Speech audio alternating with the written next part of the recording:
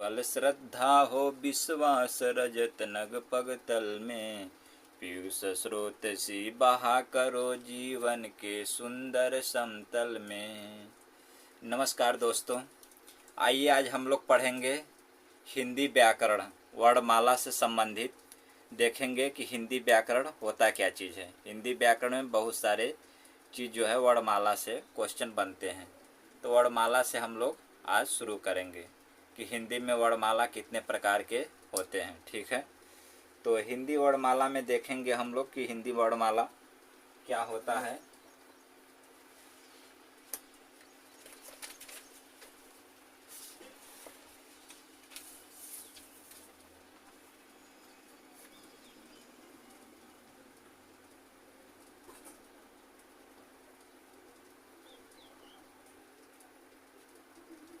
देखो, वर्णमाला में होता है पहले देखो, पहले बड़ा वाक्य लिया जाता है, फिर छोटा। तो 4 वाक्य ऐसे हैं वर्णमाला के हिंदी में कि उसके पहले हम लोग देख लेते हैं। ठीक है, तो पहले क्या आता है? पहले आता है वाक्य। ठीक है, पहले क्या आता है? वाक्य आता है। पहले वाक्य आता है। ये वर्णमाला है, हिंदी वर्णमाला। पहले क्या आता है? वाक्य आता है। पहले वाक्य आता है, फिर क्या आता है? उपवाक्य आता है। उपवाक्य। ठीक है, पहले वाक्य आता है, फिर उसके बाद उपवाक्य आता है, फिर आता है पद आता है। ठीक है, उसके बाद आता है पदबंध आता है। पदबंध। ठीक है, पदबंध आता है। ये जो है यानी ये बड़ा है, उससे छोटा ये है, इससे छोटा ये है, इससे छोटा ये है। और फिर पदबंध के बाद फिर वर्ण या ध्वनि आता है, आप सभी जानते हैं।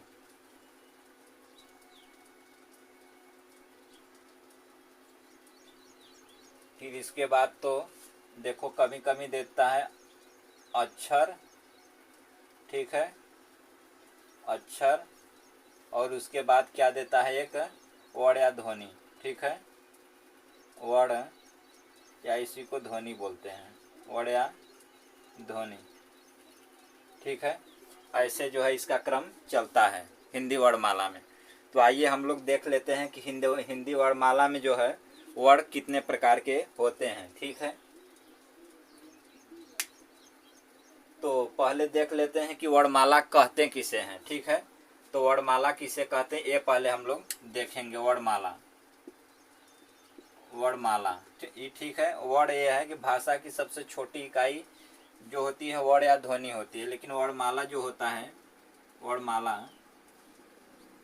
वर्णमाला होता है जो वर्णों के व्यवस्थित समूह को वर्णमाला कहते हैं। ये वर्णों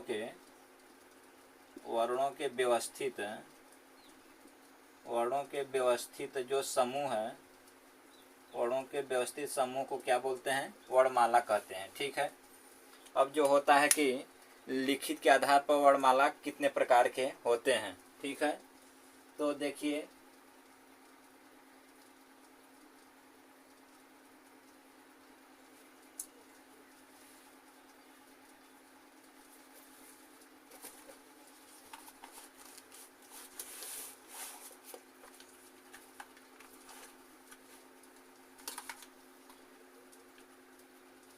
तो कहते हैं कि उच्चारण के आधार पर कुल 45 वर्ण होते हैं। उच्चारण के आधार पर जो है कुल 45 वर्ण होते हैं। ठीक है, 45 वर्ण होते हैं। ठीक है, तो इसमें जो है कि 10 स्वर हो जाते हैं। ठीक है, 10 स्वर हो जाते हैं और 35 व्यंजन हो जाते हैं। इसमें जो है 10 स्वर हो जाते हैं, 10 स्वर और 35 व्यंजन। ठीक है, 35 व्यंजन हो जाते हैं। और उसके बाद तो 4 संयुक्त वर्ण होते हैं। ठीक है, ये उच्चारण के आधार पर होते हैं। ठीक है, 45। और लेखन के आधार पर देखो 35 10 45 हो गया। लेकिन लेखन के आधार पर जो होते हैं ये ज़्यादा हो जाते हैं, 52 हो जाते हैं लेखन के आधार पर। ठीक है, लेखन के आधार पर ये कितने हो जाते हैं? 52 हो जाते हैं। इसमें जो है 13 स्वर हो जाते हैं। ठीक है, 13 जो होते हैं स्वर हो जाते हैं। ठीक है। 13 स्वर हो जाते हैं, 35 व्यंजन हो जाते हैं, प्लस 35 व्यंजन हो जाते हैं, 35 व्यंजन और प्लस 4 जो होते हैं संयुक्त वर्ण होते हैं, संयुक्त वर्ण होते हैं, 4 संयुक्त वर्ण होते हैं। तो देखो देखो 13 35 4 जोड़ेंगे तो कितना आ जाएगा, 5 4 9 हो जाएगा, 9 3 12 के कितना हो जाएगा, 2 हो जाएगा और 2 हो जाएगा, ठीक है। और इसके बाद 3 1 4, ठीक है, 4 1 कितना हो गया, 5 हो गया, कुल कितने हो गए, 52 वर्ण हो गए, ठीक है। तो ये जो है कि लेखन के आधार पर, ये उच्चारण के आधार पर ऐसे होते हैं, ठीक है। अब इसमें आते हैं 4 संयुक्त व्यंजन है, तो 4 संयुक्त व्यंजन कौन कौन से हैं उसे भी हम लोग देखते हैं। 4 संयुक्त व्यंजन कौन कौन से हैं, तो 4 संयुक्त व्यंजन को हम लोग देख लेते हैं। 4 संयुक्त व्यंजन, 4 संयुक्त व्यंजन कौन कौन से हैं उसे हम लोग देखते हैं, ठीक है। तो 4 संयुक्त व्यंजन जो है, संयुक्त व्यंजन, जो संयुक्त व्यंजन है उसे हम लोग देख लेते हैं। तो 4 संयुक्त व्यंजन है कौन कौन, तो छ, त्र, ज्ञ और क्या होता है, स्र, ये 4 जो है संयुक्त व्यंजन है, ठीक है। तो देखो छ, त्र, ज्ञ और स्र, ये 4 संयुक्त व्यंजन है। तो अब देखो छ कैसे मिलकर बनता है, ठीक है। तो छ जो है ये किससे मिलकर बना है, तो क और स से मिलकर बना है, क और प्लस स, क और स से मिलकर के बना है क्या, छ बना है, ठीक है। त्र किससे मिलकर बना है, तो त प्लस र से मिलकर बना है त्र, ठीक है। त और र से मिलकर के बना है।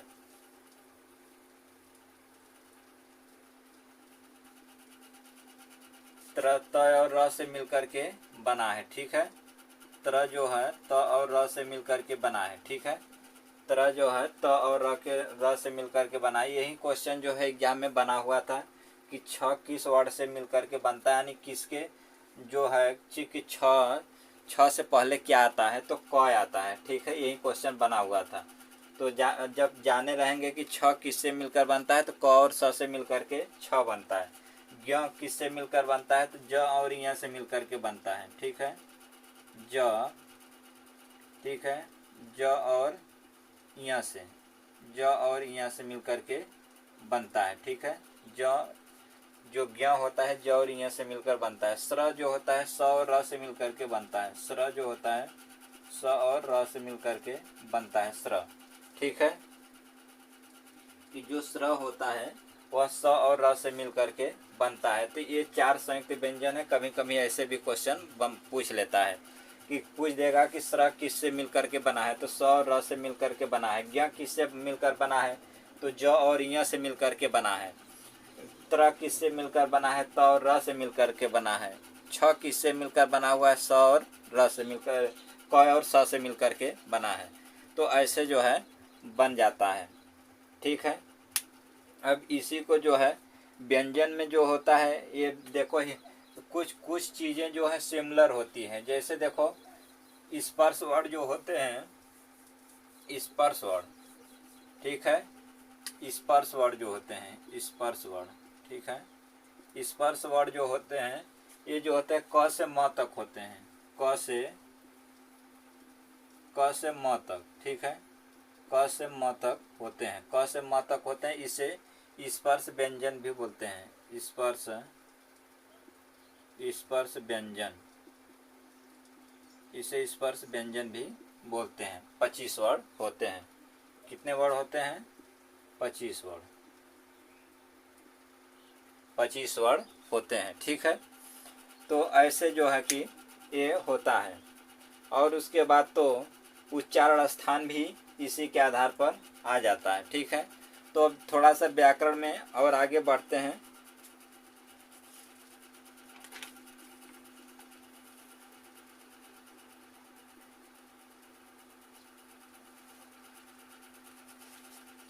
देखो एक चीज आता है, बहुत इंटरेस्टिंग चीज आता है कि देखो अल्प प्राण महाप्राण, ठीक है, उदात्त अनुदात्त स्वरित ये सब जानते होंगे। तो अल्पप्राण महाप्राण के विषय में पहले हम लोग जान जाएंगे घोष अघोष के विषय में, ठीक है। तो देखिए पहले जो है घोष अघोष अल्पप्राण महाप्राण, ठीक है। तो पहले क्या होता है,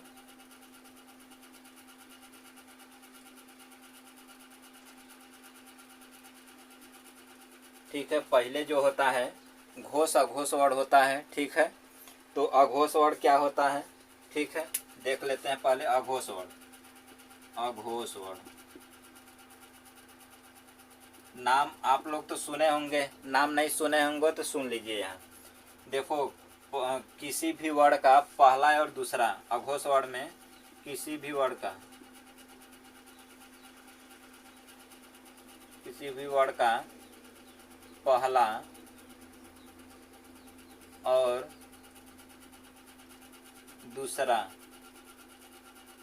क्या होता है, अघोष वर्ण होता है। अघोष वर्ण, अघोष वर्ण होता है, ठीक है। किसी भी वर्ण का पहला और दूसरा जो होता है अघोष वर्ण होता है। जैसे एग्जाम्पल में आपको दे दें, जैसे क से लेकर के अंगा तक होता है क, ख, ग, घ, अंगा, ठीक है, ये हो गया। तो किसी भी वर्ण का पहला और दूसरा अघोष वर्ण होते हैं, तो यानी पहला और दूसरा, यानी ये दोनों क्या है, अघोष वर्ण है।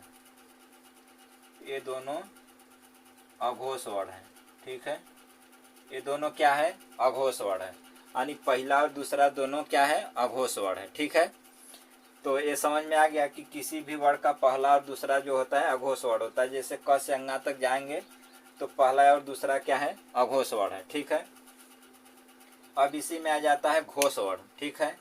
अब इसी में आ जाता है घोष वर्ण। घोष वर्ण क्या होता है, घोष वर्ण, घोष वर्ण, ठीक है। घोष वर्ण जो होता है, तो ये जो होता है किसी भी वर्ण का तीसरा चौथा और पांचवा ये घोष वर्ण होता है। यानी क्या होता है, जैसे क, ख, ग, घ, अंगा, ठीक है, ये हो गया। तो ये दोनों तो क्या हो गया, अघोष वर्ण हो गया, अघोष वर्ण हो गया, ठीक है। और ये तीनों जो होते हैं, ये तीनों क्या होते हैं, घोष वर्ण हो गए। ये तीनों जो है क्या हो गए, घोष वर्ण हो गए। ये तीनों जो है घोष वर्ण हो गए, ठीक है। ये दोनों पहला दूसरा घोष वर्ण, तीसरा चौथा पांचवा जो है घोष वर्ण हो गए, ठीक है। यहाँ से समझ में आ गया आपको। फिर आगे देखते हैं, अभी अल्पप्राण और महाप्राण बचा है, तो उसे भी हम लोग देख लेते हैं, ठीक है, कि अल्पप्राण महाप्राण क्या होता है। तो आइए उसे हम लोग देखते हैं। अल्पप्राण और महाप्राण, अल्प प्राण और महाप्राण, ठीक है। नाम तो सुने होंगे आप लोग कि अल्प प्राण और महाप्राण, नहीं सुने होंगे तो आज सुन लेंगे। जो सुने होंगे नहीं आता है उनको आज समझा देंगे, ठीक है, कि अल्प प्राण और महाप्राण क्या होता है। तो अल्प प्राण, अल्प प्राण, ठीक है, अल्प प्राण। अल्प प्राण बच्चों देखो ये होता है कि अल्प प्राण में कि किसी भी वर्ण का, ठीक है, पहला और तीसरा वर्ण होते हैं अल्प प्राण। जैसे पहला और तीसरा, पहला और तीसरा वर्ण होते हैं, ठीक है, पहला और तीसरा वर्ण अल्प प्राण होते हैं। जैसे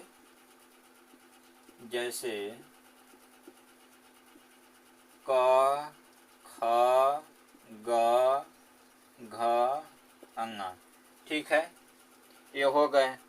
तो अल्प प्राण जो होता है अभी बताए थे कि किसी भी वर्ण का पहला और तीसरा वर्ण होते हैं। तो पहला और तीसरा वर्ण ये क्या हो गए, अल्प प्राण, अल्प प्राण, अल्प प्राण, ठीक है, अल्प प्राण हो गए। और महाप्राण, ठीक है, यहाँ महाप्राण भी समझ लेंगे। महाप्राण, महाप्राण क्या होता है, तो किसी भी वर्ण का, जैसे क, ख, ग, घ, अंगा, ठीक है, ये हो गए। तो तो एक महाप्राण जो होता है किसी भी वर्ण का क्या होता है, दूसरा और क्या होता है, चौथा होता है। तो दूसरा चौथा, सॉरी, दूसरा चौथा, और इसको भी ले लेंगे, अंगा को भी ले लेंगे, तो क्या हो जाएगा ये सब, महाप्राण। महाप्राण समझ में आ गया कि अल्प प्राण जो होता है, एक देखो एक समझ जाएंगे तो सब समझ जाएंगे। अल्प प्राण आपको पता है कि पहला तीसरा होता है, शेष बचेगा महाप्राण हो जाएगा। तो शेष इसमें 3 बचा है, तीनों क्या हो जाएगा, महाप्राण हो जाएगा। बात समझ में आ गया आपको। तो ये चीज़ जो है बड़े आसानी से समझ लीजिए, क्योंकि यहाँ जो है यहाँ से क्वेश्चन बनेगा। ठीक है, यदि नहीं समझे तो कमेंट में कमेंट बॉक्स जरूर करना। ठीक है, तो आप लोग जो है इसे अल्प प्राण महाप्राण हिंदी का ये सब क्वेश्चन जो है बहुत सारे एग्जाम में यहाँ से आता है। ठीक है, तो हिंदी में अगर कोई डाउट हो तो आप लोग ज़रूर कमेंट करें। ठीक है, तो मेरे चैनल को ध्यान में रखते हुए सब्सक्राइब जरूर करें मयंक संस्कृत BHU को, और आप लोगों के प्यार सपोर्ट की बहुत ज़रूरत है। ठीक है, तो आगे और हम लोग व्याकरण के दृष्टि से संधि देखेंगे, और जिसमें जितना भी व्याकरण हिंदी में आता है सब देखेंगे। ठीक है, तो अगले वीडियो